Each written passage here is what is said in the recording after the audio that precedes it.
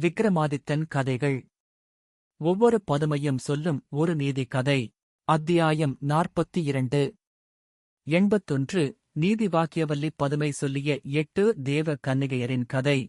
மறுநாள் போஜராஜன் மறுபடியும் சிம்மாசனத்தில் ஏறி அமர முயன்றபோது 31ஆம் படிக்கட்டுக்கு காவலான நீதி வாக்கியவல்லி என்னும் பதுமை புதிய கதையொன்று சொல்லத் தொடங்கியது. நீதிநெறி வழுவாது விக்கிரமாதித்தன் ஆட்சி புரிந்து வரும் நாளில் புத்திசிந்து என்னும் பெயருடைய மந்திரி ஒருவர் இருந்தார். அவருக்கு அனர்கலன் என்னும் மகன் இருந்தான்.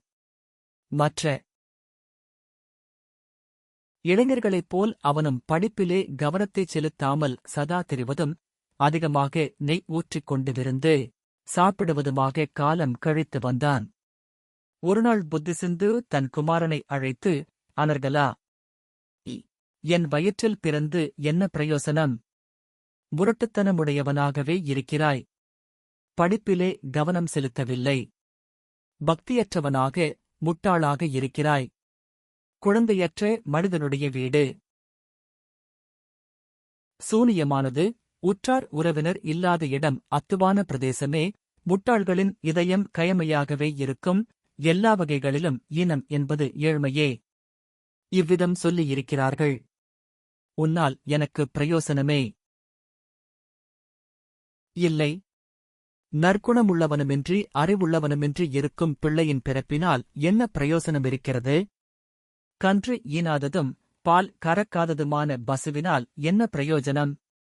பிள்ளைகள் அதிகமாகப் பிறந்து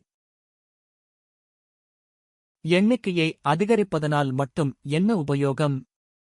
குடும்பத்தை சம்ரட்சிக்கக் கூடியவனும், குடும்பமே அவன் ஆதரவை எதிர்பார்த்து நிற்கக்கூடிய நிலையிலே உள்ளவனுமான ஒரு மகன் இருந்தாலே போதுமானது. அப்புறம் என்ன?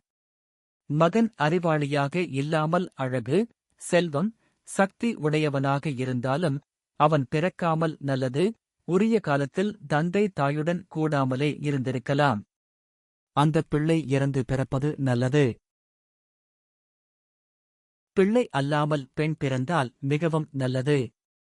அவனைவிட மலடான மனைவி எவ்வளவோ மேல். கல்யாணம் செய்து கொள்ளாமல் பிரம்மச்சாரியாக இருந்து விடுவது இன்னும் மேலானது.